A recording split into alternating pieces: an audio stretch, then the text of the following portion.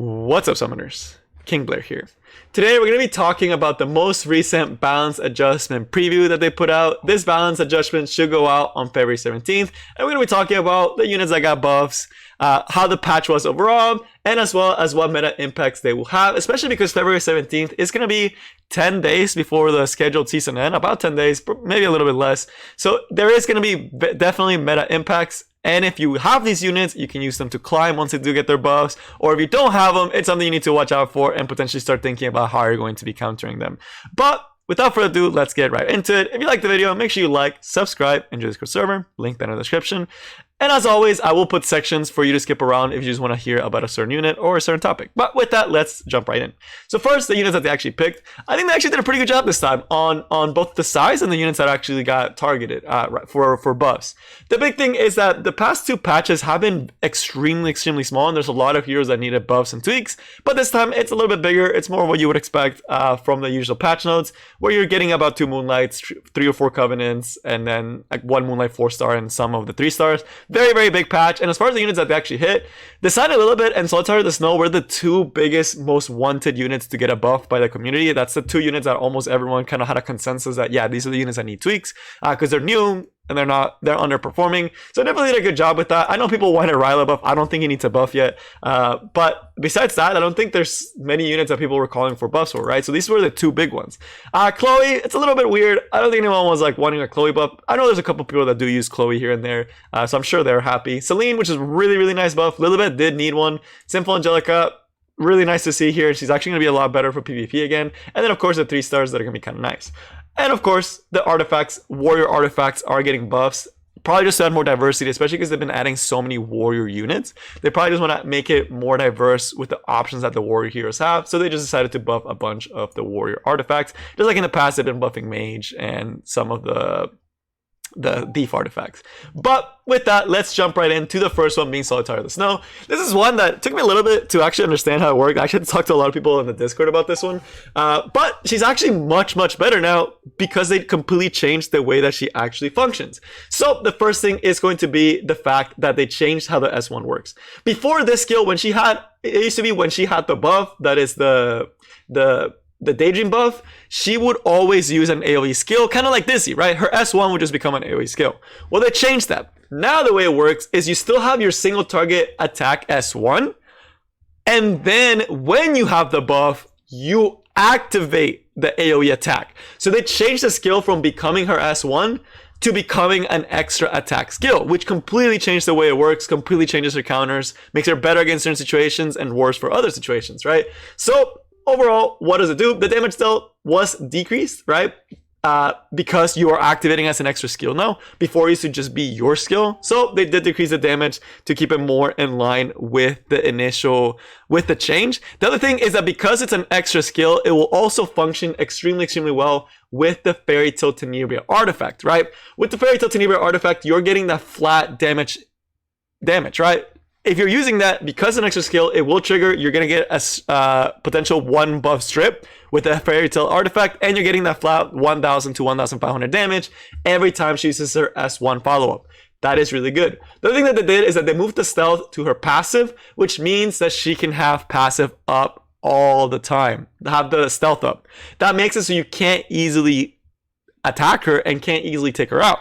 Same thing with the S3, they gave her a barrier that's proportional to her health, which means that if you open the first turn, you can have that nice little barrier. The opponent's not going to get to you for a while. It's going to be really hard for them to break that barrier with AoE attacks, which means that you're protected. You're going to be poking them down with S1s, stripping them, potentially stunning them, and doing really solid damage with the Fairy Tale Tenebria artifact. So why did that change her a lot? Well, because this is now an extra attack, this means that she is not going to trigger counterattacks. I think that she struggled with a lot was Violet would counterattack, but Lion would counterattack whenever she did her AoE S1. But with this change, the AoE attack is an extra attack, and extra attacks do not trigger counterattacks, right? So Violet is not going to be able to get a free counterattack against her, but Lion's not going to get a free counterattack against her, right? It's something that it makes her much better in those situations, and it's going to make her a much better Violet counter because now you still stop his focus and you're able to potentially control him and hit him with this S1 with the Fairy Tale artifact to potentially do true damage, poke him down, and stop him from doing his S3, which honestly is one of the biggest things that makes Violet really strong, right? So really, really solid Violet Rylait counter, and just really strong now into even counter teams just because you're able to control one unit and then you're able to continuously AoE with an extra attack skill. This does mean that she does lose to Rowana now because this is a guaranteed AoE attack that is an extra attack, which means Rowana will have a field day with this. If you do have Rowana against this, it's just going to be AoE attack every turn where you're just healing a ton, right? So against Rowana is not that good. Same thing with Emulsomnia. It's an extra attack. It's going to trigger Emulsomnia. It's going to make her cycle a lot. It's going to make her S3 a lot more, which makes it a lot more scary for you, right? So definitely got some new counters, but fixed a lot of the issues that she had when countering Violet and Beeline and units of that nature. And the barrier, of course, making it a lot harder for you to take out. So it's going to be a backline control unit, probably mostly used to counter things like Violet and to counter even Seaside Bellona, right? Just because that's going to be her main role, but just an overall really annoying AoE control type unit, right? Definitely has a lot of potential as a control backline unit, especially with control getting a small nerf with the Lilibet. She should still do really, really solid just because she can continuously potentially stun you AoE, continuously do damage, continuously strip. Very, very solid control unit, solid niche where she's going to be. You're definitely going to be seeing her here and there, especially to counter Violet and Rylait. On the other hand, we have Designer Lilibet, which to me is probably the most impactful meta buff and the one that you will absolutely have to build against. Why? She just became an insane counter cleave unit, right? So first, instead of only gaining 5 fighting spirit for each debuff inflicted on an ally, she now gets 10 for each debuff inflicted on an ally. That is a huge change because before you needed to have like 10 buffs for her to actually be able to trigger her passive, right? Now it's only 5 debuffs, right? If your team has 5 debuffs at the start of the fight, you're going to be getting this. And there are so many debuff openers. Think Ran, think Pera, right? These 2 big cleave type units that everyone's using. Think even AOL, right? After these units go, you are going to be triggering your passive easily because it's 10 focus, which is really incredible. The other thing is that after it triggers, when it's full, you're also getting increased defense now, which increases her attack, right? That is really good. So now not only do you have a unit that every time you're debuffed, you're getting way more focus, which means you're cycling a lot more because you're triggering this 40% increase a lot more.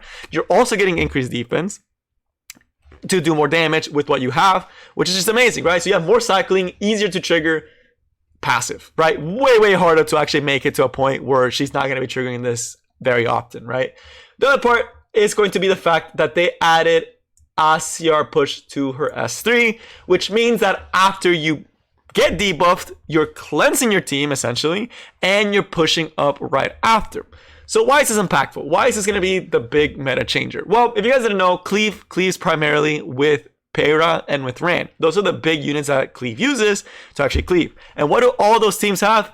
Debuffs. And a lot of them, right? But with the new Designer Lilibet, she's easily able to trigger her new passive after Ran goes, after Pera goes, easily able to do that, get a 40% CR push, cut the cleave team, and then do an S3 that potentially lowers her cooldowns and also pushes your team up, which is huge, right? That is huge because 15% your whole team cuts, you basically beat the cleave at that point, right? You just won, right? So it's insanely good into things like Pera. It's insanely good into things like Ran. And it's going to make cleaving significantly harder because you're able to do all this. One thing to note is that this does not cleanse bombs because it's a debuff reduction.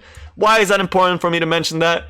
Big reason is that Samurai Sarah will still keep the bombs on you. So it's something to keep in mind that you can still get popped by the bombs. And the other thing is that Polides still does pretty decent. So cleavers are not completely out of the game yet. They can still use things like Cowrick to increase the cooldown of the skill. They can use Just Cleaset to increase the cooldown of the skill so she can't get it.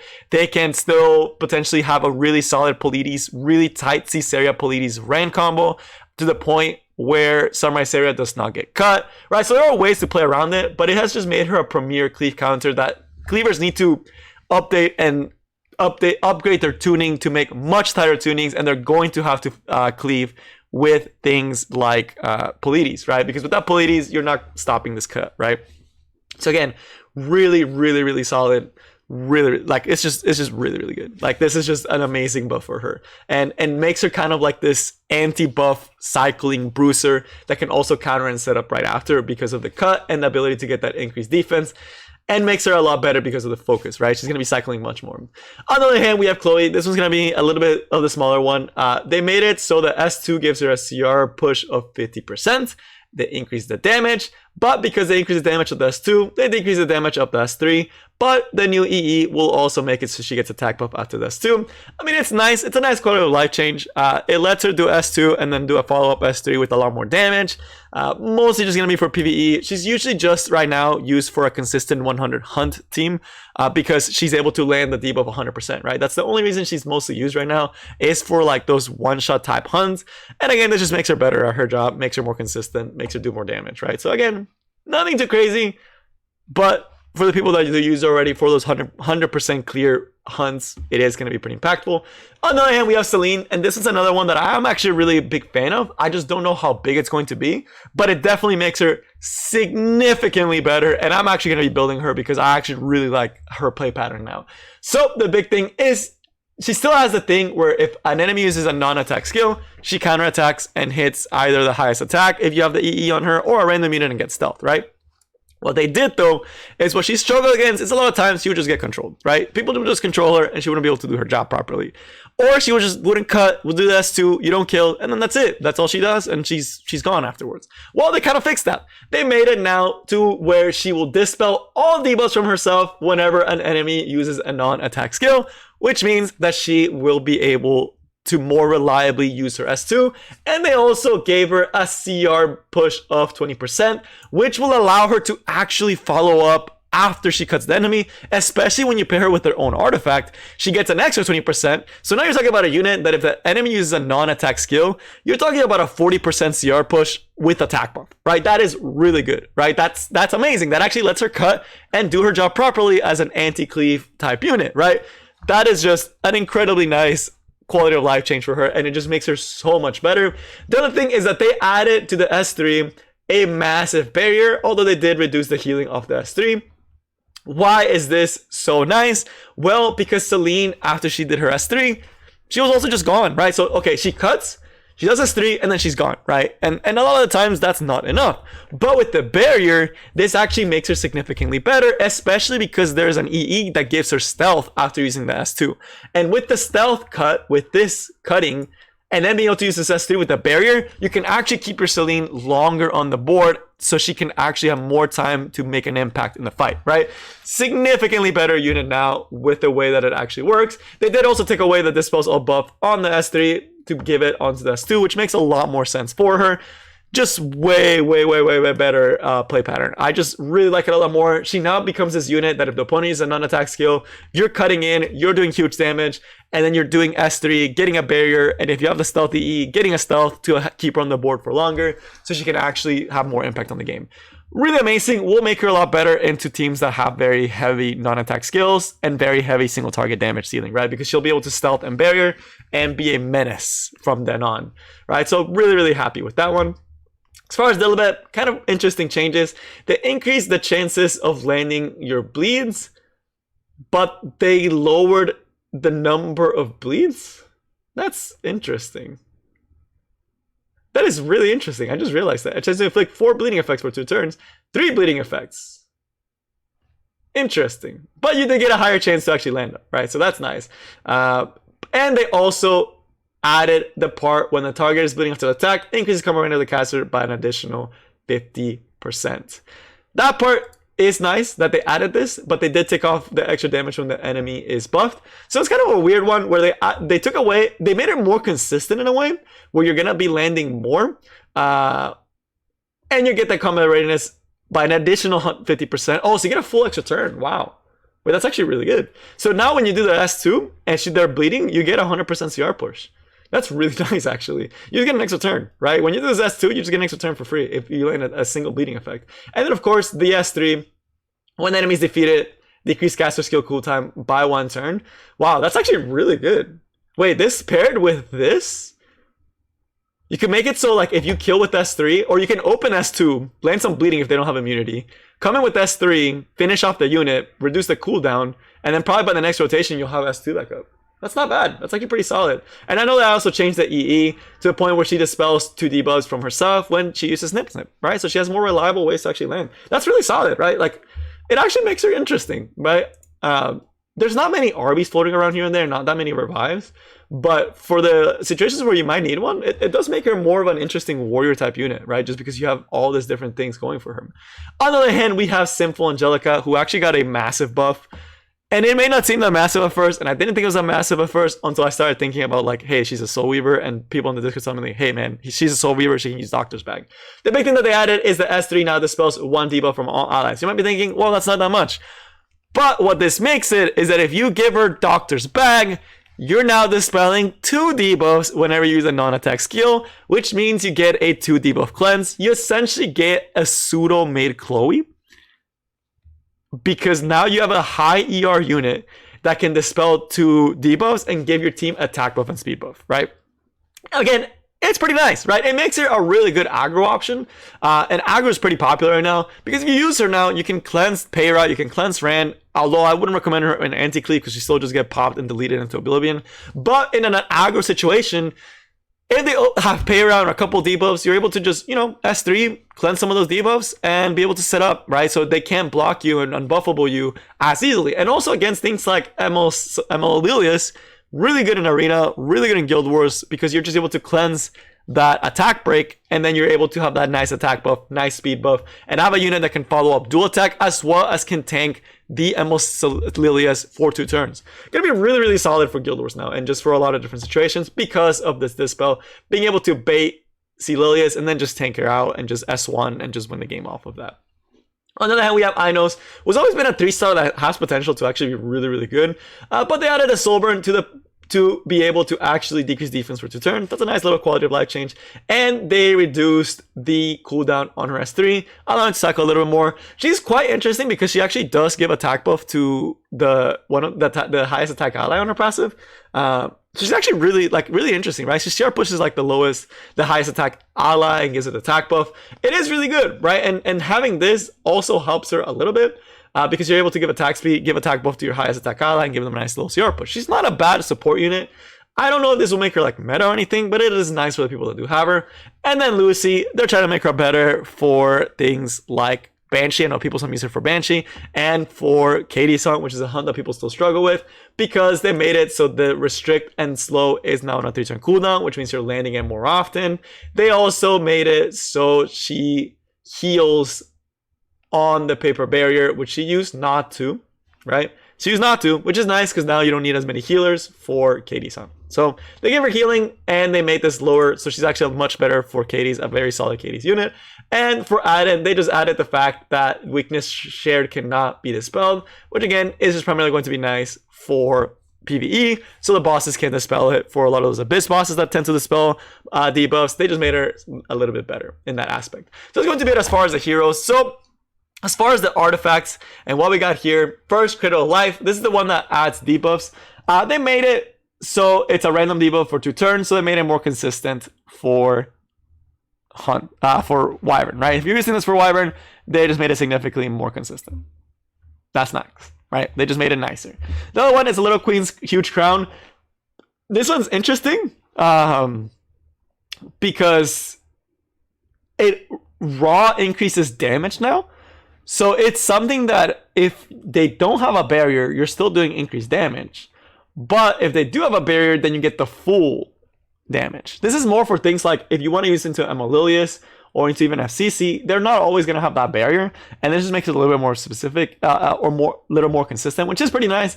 The one that's actually a lot bigger is going to be Elspeth, because before this used to be something that you would just get it as you decrease, but now you just get it for flat as well. So it's a really nice just flat stat increase artifact that can also buff up some stats afterwards. Just make it a little bit better and make it better to compete with a lot of the other ones, right? So you don't have to rely completely on getting reduced.